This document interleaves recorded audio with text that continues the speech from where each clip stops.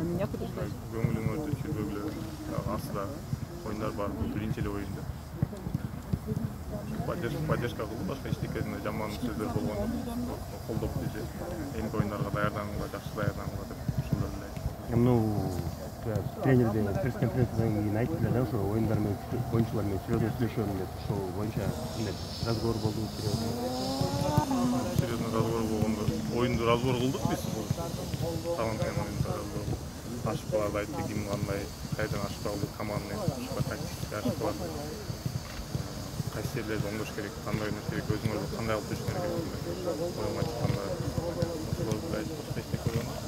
Азырынча ошо состав боюнча кандай ойлойсуңар? Айтылдыбы, өзгөрүш болот, могул чыгат, ким чыгат деп, же андай бака болот деп.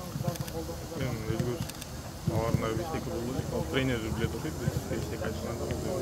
Ошону эртең айтылат.